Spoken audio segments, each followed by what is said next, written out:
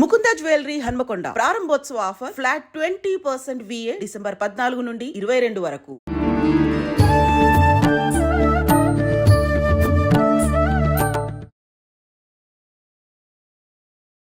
నమస్కారం, welcome to I dream.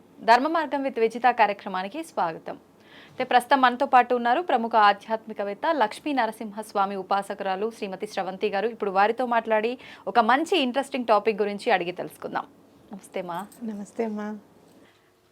మనం ఏ పూజ చేసినా, ఏ శుభకార్యం చేసినా మొదటగా గణపతిని ఆరాధిస్తుంటాం. తొలి పూజ ఆయనకు చేసిన తర్వాతే మిగతా ఏ పనైనా మొదలు పెడుతుంటాం. ఇది ఒక నమ్మకంగా మనకు అలా అలవాటైపోయింది అంతే. ఇంకా అయితే ప్రత్యేకించి గణపతికి సంబంధించిన ఒక పూజా విధానాన్ని చేసే రోజు అనంటే ప్రతి ఒక్కరూ ప్రతి మాసంలో సంకటహర చతుర్థి అని చెప్పి భావిస్తూ ఉంటారు. అయితే ఆ రోజు ప్రత్యేకంగా గణపతిని ఏ రకంగా ఆరాధించాలి? ముఖ్యంగా మనకి ఇప్పుడు మార్గశిర మాసం, ధనుర్మాసం కూడా స్టార్ట్ అయిపోయింది. ధనుర్మాసంలో వచ్చింది సంకటహర చతుర్థి. మరి ప్రత్యేకమైన విధి విధానాలు ఏమైనా ఉంటాయా? తెలియజేయండి. తప్పకుండా చెప్తాను. మార్గశిర మాసమైన ధనుర్మాసమైనా కూడా ఆధ్యాత్మికంగా మనం కేవలం ఆధ్యాత్మిక ఆలోచనలతో ఉండడానికి అవకాశం ఉంటుంది. ఎందుకంటే ధనుర్మాసం అనేసరికి శూన్యమాసం అని చెప్పి ప్రత్యేకించి మన ఇంట్లో శుభకార్యాలు అవి ఇవి ఏం చేయరు, కానీ ఆధ్యాత్మికంగా అంటే పూజలు చేసుకోవడానికి కానివ్వండి, ఏదైనా మీరు పాశురాలు చదువుకోవడానికి కానివ్వండి, అసలు చదివి దాని అర్థం తెలుసుకోవడానికి ముగ్గులు అయితే చాలా బాగా వేస్తారు.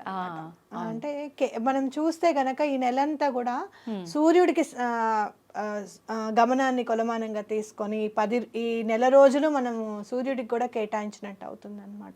అందుకే మీకు రథం ముగ్గు అవి వేస్తారు లాస్ట్కి వచ్చేటప్పటికి, సంక్రాంతి అప్పటికి.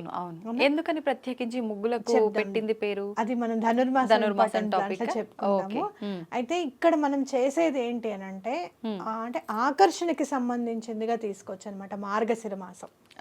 అంటే ఏంటి అని అంటే మీరు మార్గశిర మాసమే నేను అని కృష్ణ పరమాత్మ చెప్పారట.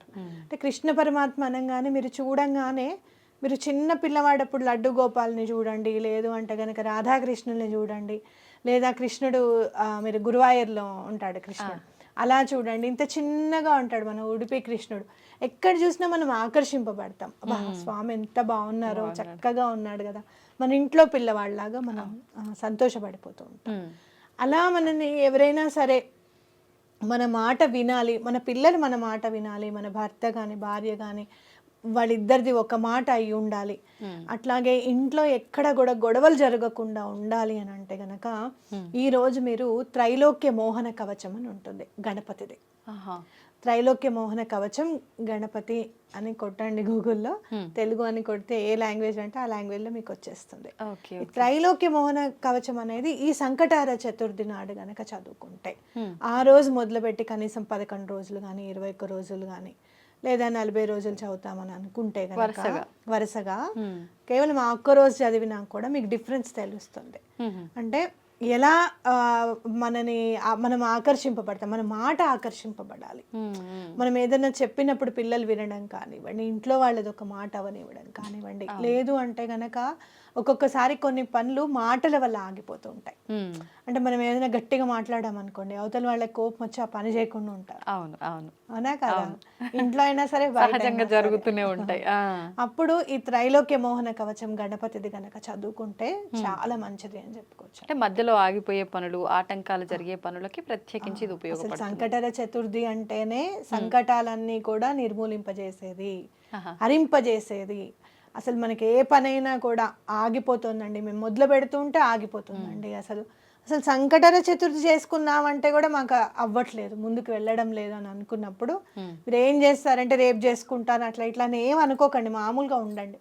పొద్దున్న లేవంగానే తలంటి పోసేసుకొని దేవుడి దగ్గర కూర్చొని, నాయన ఇవాళ సంకటహర చతుర్థి, నేను దండం పెట్టుకుంటున్నాను, నేను ఇలా ఉపవాసం ఉంటాను, సాయంత్రం వరకు తినకుండా ఉంటాను అని చెప్పి త్రైలోక్య మోహన కవచం అనేది చదువుకోండి. సాయంత్రం చదువుకుంటే కూడా చాలా మంచిది. ఎన్నిసార్లు చదవాల్సి ఉంటుంది? ఒక్కసారి చదువుకోండి, ఒక్కసారి చదువుకోండి. లేదు ఎవరికైనా వీలు కుదురుతుంది అంటే ఒక 3 సార్లు చదువుకున్నా పర్వాలేదు. అయితే ఈ విధానాన్ని చాలా మంది వ్రతంలా కూడా ఆచరిస్తారని చెప్పి అంటుంటారు, అది ఎలా ఉంటుంది? వ్రతము అని అంటే సంకటహర చతుర్థి ఖచ్చితంగా సంవత్సరం పాటు చేయాల్సిందే. మీరు శ్రావణ మాసంలో చేసుకోవచ్చు, కార్తీక మాసంలో మొదలు పెట్టుకోవచ్చు. ఈ మార్గశిర మాసం మాత్రం చేసేసుకొని మీరు మళ్ళీ జనవరిలో కూడా చేసుకోండి. మొదలు పెడతాము అనేది మాఘమాసం నుంచి మొదలు పెడతాం కంటిన్యూగా అని అనుకోండి. అంటే ఏదన్నా పనులు అసలు టోటల్గా ఆగిపోయి అసలు పూజ చేయడానికి కూడా అవ్వట్లేదండి, మేము అనుకుంటే చాలు అవాంతరం వచ్చేస్తుందండి అని అనుకున్నప్పుడు కొన్ని సందర్భాలు ఎలా ఉంటాయో తెలుసా, పొద్దున్నే లేద్దాము ఇంకా పూజ చేసేసుకుందాం అన్నప్పుడు ఆ రోజు బోర్ పాడవుతుంది. అవును వాడు రావాలి, బాగు చేయాలి, నీళ్లు రావాలి, ఇదంతా వీటిల్లోనే ఉండిపోతాం. అవును, అట్లాంటి సందర్భాలు ఎవరో ఒకళ్ళకి ఎదురవుతూనే ఉంటాయి. కాబట్టి మీరు ఏం చేస్తారు అని అంటే, అలాంటి ఆటంకాలు ఏదైనా పనులలో మీకు అవుతున్నాయి అంటే కనుక, అసలు కదలట్లేదు ఆ పని అంటే కనుక, కేవలం మాటలతోనే ఆగిపోయింది, ఈగోయిస్టిక్గా అవ్వాల్సి వస్తుంది. అంటే వాళ్ళు చేస్తారని మనం ఊరుకొని, మనం మొదలు పెడతాంలే అని వాళ్ళు ఊరుకొని. ఇప్పుడు కొన్ని సంబంధాలు ఉంటాయి, వాళ్ళు వచ్చి మమ్మల్ని అడగచ్చుగా మేము కాదంటామా అని అంటారు. అవును, మనం వెళ్ళి అడిగితే ఎలా ఉంటుందో, ఏమంటారో అని అనిపిస్తూ ఉంటుంది, అవునా కదా? అలాంటి సందర్భాలు కూడా స్వామి నిర్మూలింపజేస్తారు. అంటే ఇక్కడ త్రైలోక్య మోహన కవచం గనక సంకటహర చతుర్థి నాడు చదివితే గనక ఎట్లాంటి అవతల వాళ్ళకి మన మీద ఏహభావం ఉన్నా, కోపం ఉన్నా, ద్వేషం ఉన్నా కూడా అవన్నీ కూడా సమసిపోతాయని ఖచ్చితంగా చెప్పుకోవచ్చు. విధి విధానాలు అయితే మనకు అందరికీ తెలిసిందే. ఉపవాసం ఉండాలి, సాయంత్రం పూట పూజ చేసుకోవాలి, సాయంత్రం ఎప్పుడైతే చంద్రోదయం అవుతుందో అప్పుడే మనం పారణ చేయాలంటే తినాలి, ఆ టైంలోనే తినాలి అని చెప్పి అందరికీ తెలుసు.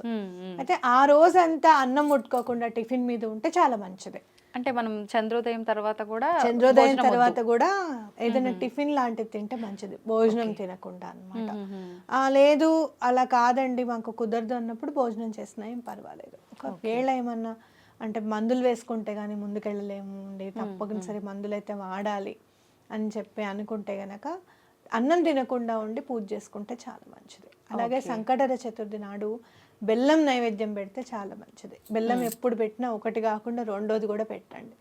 మనం చూస్తే వినాయకుడు ఎప్పుడు కూడా చిన్న పిల్లవాళ్ళగా అనిపిస్తాడు నాకు, మన ఇంట్లో చిన్న పిల్లవాళ్ళగా. ఒక చేతిలో పెట్టంగానే రెండో చేయి అడుగుతాడు స్వామి అని నేను ఎప్పుడు చెప్తాను. పిల్లలంతే కదా, ఒకటి ఇయ్యంగానే ఇంకొకటి అంటారు. కాబట్టి అట్లా స్వామిని కూడా మన ఇంట్లో చిన్న పిల్లవాళ్ళగా భావించి తీసుకుంటే, గణపతికి పూజ చేస్తే తొందరగా ఎందుకు అయిపోతుంది అని అంటే గనక, ప్రకృతి మయంగా ఉంటుంది ఆయన పూజ అంతా కూడా. అంటే గరికని చాలా ఇష్టపడతారు. అలాగే మీరు ఎక్కడ అసలు ఉమ్మెత్తలు జిల్లేళ్ళు కూడా యాక్సెప్ట్ చేస్తారు స్వామి, అవునా కాదా పూజలు. కాబట్టి మనం చూస్తే కనుక ప్రకృతికి చాలా దగ్గరగా ఉంటాడు స్వామి అనేది. అలాగే మీరు చూస్తే నలుగు పిండితో స్వామి శరీరం చేయబడింది, అంటే అది కూడా ప్రకృతిమయమే అనుకోవచ్చు అన్నమాట. అంటే అమ్మవారికి చాలా దగ్గరగా ఉంటాడు స్వామి, చాలా తొందరగా అయిపోతుంది పని అని ఖచ్చితంగా చెప్పుకోవచ్చు. అమ్మ ఎంత తొందరగా అనుగ్రహిస్తుందో అలాగే విఘ్నేశ్వరుడు కూడా అంతే తొందరగా అనుగ్రహిస్తారు. మీకు కేతు గ్రహ సంబంధ బాధలు ఉన్నా, బుధ గ్రహానికి సంబంధించిన బాధలు ఉన్నా కూడా చాలా చక్కగా పూజ చేసుకోవచ్చు. విఘ్నేశ్వరుడు గనక పూజ చేసుకుంటే ఆ గ్రహ దోషాలన్నీ కూడా తొలగిపోతాయి అన్నమాట. ఓకే, అయితే ఇప్పుడు ప్రత్యేకించి వారాల లాగా మనం ఏదైనా పూజ చేసినప్పుడు ఈ వారం వీలు కుదరకపోతే మరొక వారం ఎక్స్ట్రా చేసుకుంటాము అనుకుంటాం. ఇప్పుడు సంకటహర చతుర్థి అనేసరికి నెలలో ఒకసారి చేసుకుంటాము, ఈ నెల కుదరలేదు అంటే నార్మల్గా చేసుకునే వాళ్ళకి, లెక్కలు సంకల్పం లేని వాళ్ళకైతే పర్వాలేదు వదిలేసినా అనుకుంటారు. ఇప్పుడు మీరు అన్నట్టుగా సంవత్సరం లాగా చేయాల్సింది అనుకున్న వాళ్ళు ఒకవేళ ఏదైనా ఆ నెలలో కుదరకపోతే ఒక నెల పెంచుకునే అవకాశం ఉందంటారా? చేసుకోవచ్చు, తప్పేమి లేదు. అయితే కొంతమంది అంటారు మనకు ఈ రోజు అలా కుదరని పక్షంలో ఆడవారికి ఎప్పుడైతే మనం స్నానం అయిపోతుందో 5 రోజులు, ఆ తర్వాత రోజుని ఆ రోజుగా భావించి చేసుకోవచ్చు, అదే ఫలితం వస్తుంది అని చెప్పి అని అంటారు. అలా లెక్కలోకి వస్తుంది అంటారా? పూజకి ఎప్పుడు ఉన్నా కూడా తిథి వార నక్షత్రాలు అనేది చాలా ఇంపార్టెంట్. మీరు అన్నది మేనిఫెస్టేషన్ లో ఉపయోగించుకోవచ్చు. అంటే ఆ రోజు చేద్దాం అనుకున్నాను చేయలేదు, ఇప్పుడు చేస్తున్నాను అని చెప్పి వెళ్ళొచ్చు. కానీ పూజకి నేను ఎప్పుడు కూడా సంకటహర చతుర్థి నాడే చేసుకోవాలి. మీరు అన్నది కరెక్టే. మీరు ఎప్పుడైతే శ్రావణ మాసం మొదలు పెడతారో నెక్స్ట్ వచ్చే భాద్రపదానికి అడ్డు రాకూడదు, ద్వితి విఘ్నం అయినట్టుగా ఉంటుంది మన మనసులో. అట్లా రాకుండా చూసుకోండి. ఎప్పుడన్నా మధ్యలో ఒక నెల అప్పుడు గనక కార్తీక మాసంలోనో మార్గశిర మాసంలోనో మీకు అడ్డొచ్చిందని అనుకోండి, పూజ చేసే వాళ్ళకి అడ్డొస్తే గనక మళ్ళీ వచ్చే మార్గశీర్ష మాసంలో అది కంప్లీట్ అయ్యేటట్టుగా చూసుకోవచ్చు. ఓకే. అంటే ఒక నెల ఎక్స్ట్రా చేసేసుకొని మీరు చూస్తే కనుక శ్రావణ మాసం నుంచి శ్రావణ మాసం వరకు సంవత్సరం అవుతుంది, అంటే 13 నెలలు అవుతుంది కదా. అప్పుడు ఒకవేళ మీరు కంటిన్యూ చేస్తే చేసేసుకోవచ్చు మళ్ళీ, దానికి ఏం బాధ లేదు. లేదు మేము కంటిన్యూ చేయట్లేదంటే ఏ నెలలో సంకటహర చతుర్థి అయితే గనక మీరు వదిలేశారు, ఇప్పుడు ఈ మార్గశీర్ష మాసానికి మీకు అడ్డొచ్చింది, నెక్స్ట్ ఇయర్ మార్గశీర్ష మాసానికి కంప్లీట్ చేసుకోండి అది. ఎందుకంటే మీరు చూస్తే ప్రతి ఒక్క సంకటహర చతుర్థికి పేర్లు ఉంటాయి అన్నమాట. ప్రతి ఏకాదశికి ఎలా అయితే పేర్లు ఉంటాయో సంకటహర చతుర్థికి కూడా పేర్లు ఉంటాయి. అంటే ఆ నెల ఇప్పుడు ఈ నెల వచ్చేది అకూరత సంకటహర చతుర్థి, ఇదే అకూరత సంకటహర చతుర్థి మళ్ళీ చేసుకోవాలన్నమాట గ్యాప్ వచ్చిన వాళ్ళు. అంటే ప్రతి ఇప్పుడు మీరు అన్నట్టు మార్గశిర మాసంలో మళ్ళీ వచ్చేది అకూరత వస్తుందా? ఇప్పుడు ఈ పేర్లు ఎందుకని అకూరత అంటే అర్థం అంటే మనకి ఒక్కొక్క విశిష్టత తెలపడం అన్నమాట.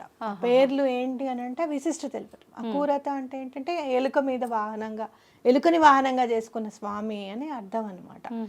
అంటే ఎంత పెద్ద భారీ కాయం కదా ఆయన, అసలు లాజిక్ అందుతుందా ఎలుక మీద ఎలా కూర్చున్నాడు ఆయన అసలు అని అంటే, ఎంత పెద్ద సమస్య అయినా కూడా చిటికలో నీకు నెరవేర్చేస్తాను అని చెప్పి స్వామి మనకి చెప్పినట్టు అర్థం చేసుకోవాలి.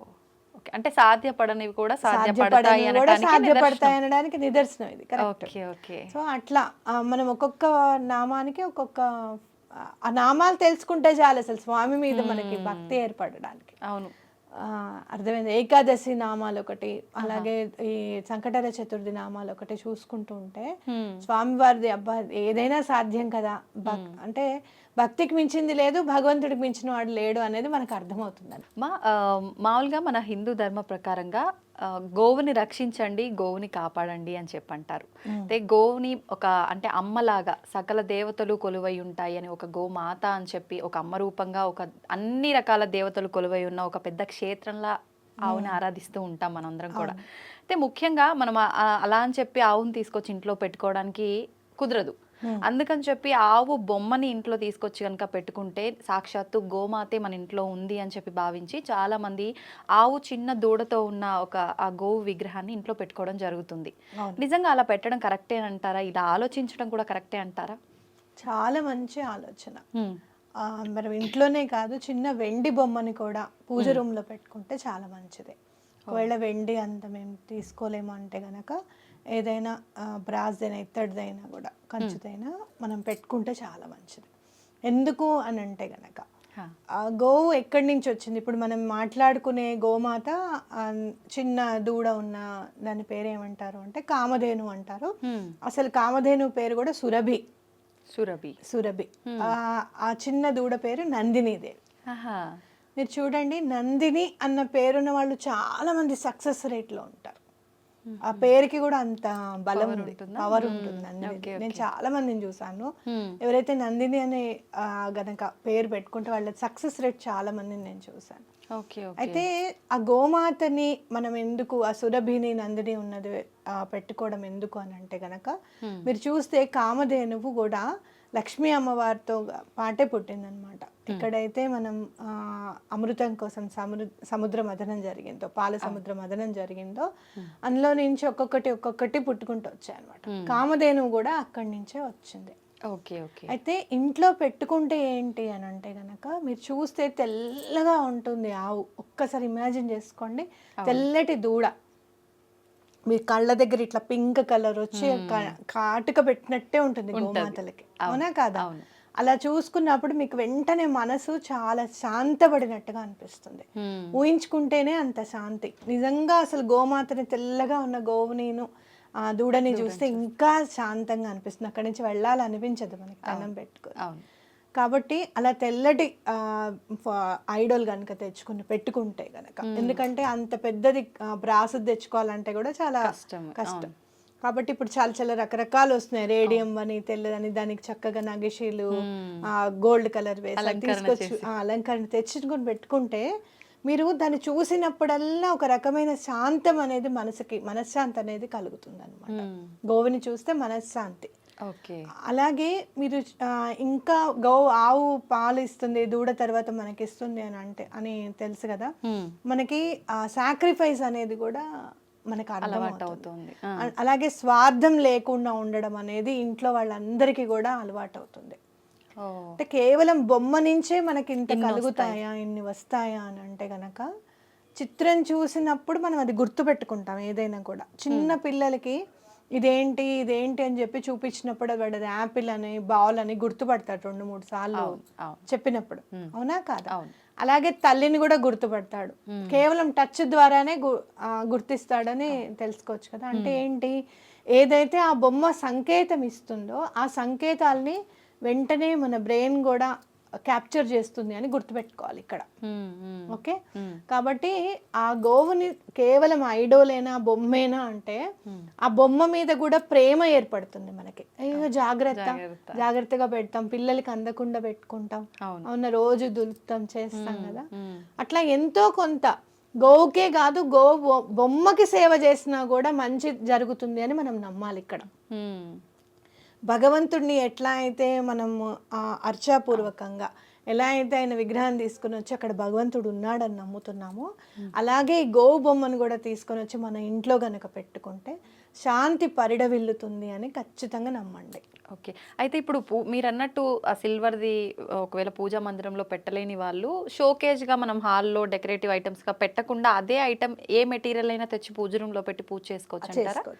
లేదు అసలు ఇంకా పూజ రూమ్లో పెట్టము అనుకున్న వాళ్ళు షో ఐటమ్గా కూడా పెట్టుకోవచ్చు. పూజ రూమ్లో మీకు అంతగా కాకపోతే గోవువి ఫోటోలు దొరుకుతాయినమ్మా చక్కగా. మీరు ఇంపార్టెంట్ దేవతలు అందరివి కూడా, లక్ష్మీ అమ్మవారు, బ్రహ్మ విష్ణు మహేశ్వర్లు అందరివి కూడా ఎక్కడెక్కడ ఉంటారో అన్ని ఉండి గోమాత ఫోటో కూడా ఉంటుంది అన్నమాట. అది తెచ్చుకుని పెట్టుకున్నా సరిపోతుంది, చాలా బాగా కలిసి వస్తుంది. అయితే ఇప్పుడు ఈ ఆవు బొమ్మ ఏదైతే విగ్రహం ఉందో దూడతో కలిగి ఉన్న కామధేనువుది, మనం ఎవరికి వాళ్ళు స్వతహాగా కొనుక్కున్న దానికన్నా ఒకరు మనకి ఎవరైనా గిఫ్ట్గా ఇచ్చినా, మనం ఎవరికైనా ఇచ్చినా కూడా ఇంకా మంచి ఫలితం ఉంటుంది అని చెప్పంటారు. అది నిజమే అంటారా? చాలా మంచిది. ఎందుకు అని అంటే అందరం గోవుని దానం చేయలేము, అవునా కాదా? ఇప్పుడు చాలా సందర్భాల్లో ఇంట్లో గోవు వచ్చి గృహప్రవేశం అప్పుడు కూడా కుదరడం లేదనుకుని కూడా ఈ గోవు బొమ్మను తీసుకొని గృహప్రవేశం చేస్తున్నారు. ఎంతో కొంత సనాతన ధర్మాన్ని పాటిస్తున్నాము అన్న ఫీలింగ్ కలుగుతుంది ఒకటి. రెండోది ఏంటంటే అలా ఇచ్చినప్పుడు మనకి వాళ్ళ మీద ఉన్న ప్రేమ అనేది కూడా తెలుస్తుంది. వాళ్ళు బాగుండాలి, వాళ్ళు చక్కగా ఉండాలి, గోవునిస్తే వాళ్ళ ఇంట్లో సమృద్ధి సుఖ సంతోషాలు పరిడవిల్లుతాయని చెప్పి నమ్మే కదా మనం ఇచ్చేది. అలా వేరే వాళ్ళు కూడా మనకి ఇచ్చేది అందుకే. కాబట్టి తప్పకుండా గిఫ్ట్ ఇస్తే మాత్రం చాలా మంచిది అనమాట ఈ బొమ్మ ఇస్తే. అలాగే ఏ డైరెక్షన్ లో పెట్టుకోవాలి మనము, అది కూడా మనం చూడాలి అని అనుకుంటే ఎటువంటి పరిస్థితుల్లోనూ బెడ్రూమ్ లో పెట్టుకోకూడదు. హాల్లోనే నార్త్ ఈస్ట్ వైపు కానివ్వండి, అంటే ఉత్తరం వైపు అంతా కూడా పెట్టుకోవచ్చు అనమాట.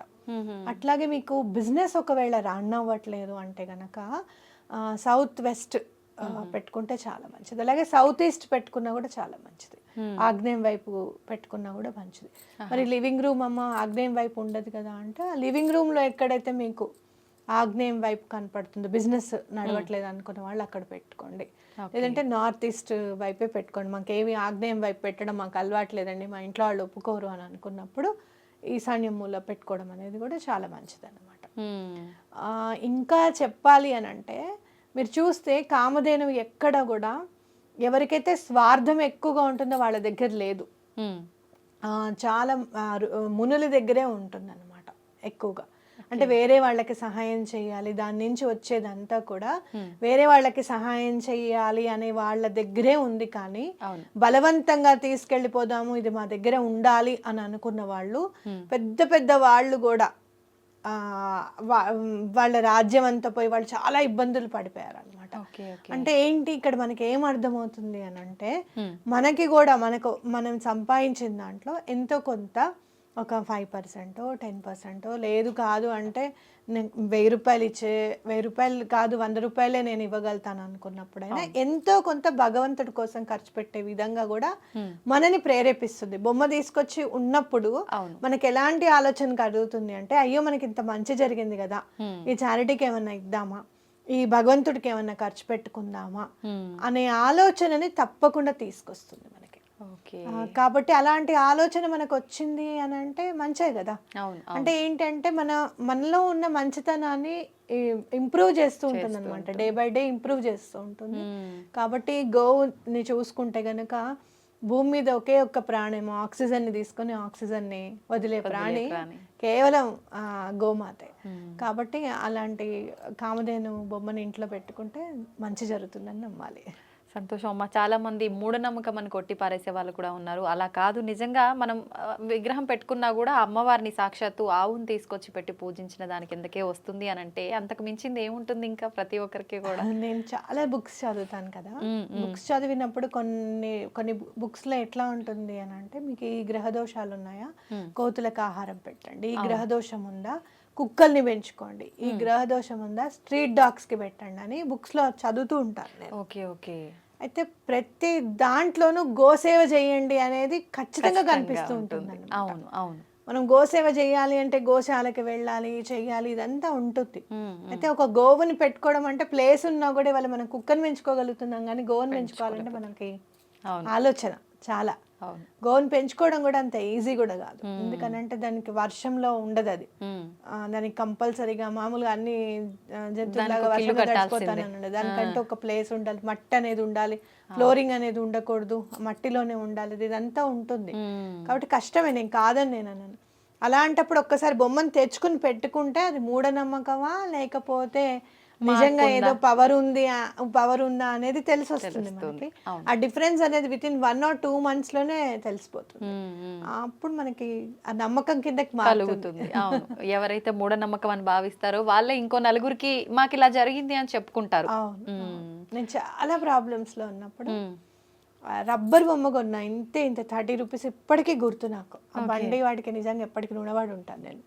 అప్పుడే ఏదో ఆలోచిస్తున్నాను ఎలా తీరుతాయా అని అంటే, ఆ బండి మీద నుంచి వస్తున్నాడు, పెద్ద బొమ్మ ఏమో 100 or 120 చెప్పాడు, చిన్న బొమ్మ 35 రూపీస్ చెప్పాడు. అదే ఆ రబ్బర్ బొమ్మే 35 రూపీస్ పెట్టే తీసుకొచ్చా ఇంటికి.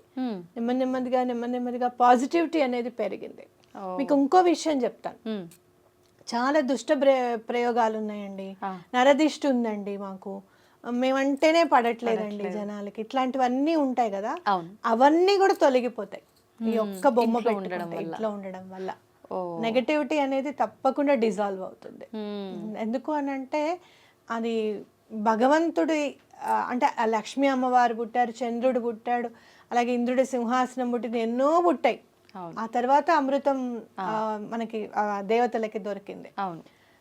ఆ అమృతాన్ని ఇవ్వలేదేమో భగవంతుడు, కానీ ఆ భగవంతుడి నామాన్ని తలుచుకుంటే చాలు అమృతమే అది అని చెప్పి మనకి చెప్పకనే చెప్తున్నాడు.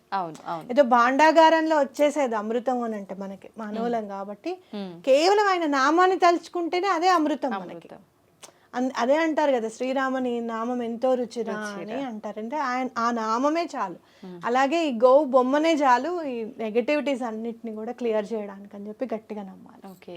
అయితే ఇప్పుడు మనకు ప్రతి ఒక్కరు మీ లైఫ్ లో ఏదైతే జరిగిందో దానివల్ల, అలాగే చాలా మంది విషయాల్లో పెట్టుకుంటే మంచి జరిగిందనే చెప్పే వాళ్ళే కానీ చెడు జరిగిందని ఎక్కడ చెప్పలేదు. అంటే ఉండకపోతే ఫలితం ఉండదు, కానీ మనకు వచ్చిన నష్టం ఏం లేదు, పెట్టుకొని చూస్తే ఆ మార్పు మనకి అర్థమవుతుంది. కాబట్టి లేదు, అసలు చెడు జరగకపోవడం కూడా మంచే కదా. అంతే కదా, అక్కడ మంచి జరుగుతున్నట్టే. మనం ఎప్పుడు ఏమని ఆలోచిస్తాము అని అంటే, 10 రూపీసే ఉన్నాయి, ఇంకో 5 రూపీస్ వస్తే బాగుండు, రాలేదుగా అనుకుంటాం, కానీ ఆ 10 రూపీస్ ఖర్చు అవ్వలేదు కదా, అవి ఉన్నాయి కదా నీ దగ్గర. అవును. అవేవో నిలబడుతోంది కదా నీ దగ్గర ఉంది కదా, అది కూడా పాజిటివిటీ కదా. మన ఆలోచన విధానం పాజిటివ్ గా ఉందనుకోండి, ఆటోమేటిక్ గా అన్ని పాజిటివ్ గా జరుగుతాయి. ఇలాంటివి ఎన్హాన్స్ చేస్తాయి. మరి నువ్వు పాజిటివ్ గా ఆలోచించినప్పుడు నీకు ఇంకేం బాధ లేదు కదా అని అనుకున్నప్పుడు, సరే ఐడల్ తెచ్చుకోవడం దాకెందుకు, రోజు ఒక గూగుల్లోనే మీరు ఫోటో డౌన్లోడ్ చేసుకొని చూడండి, జస్ట్ చూడండి అంతే. ఒక 10-15 రోజులు చూసిన తర్వాత ఎటువంటి మార్పు వచ్చింది అనేది మీరు రిజిస్టర్ చేసుకోండి మైండ్ లో, ఆటోమేటిక్ గా తీసుకొచ్చుకుంటారు. సంతోషం, చాలా చక్కగా వివరించారు. ధన్యవాదాలు.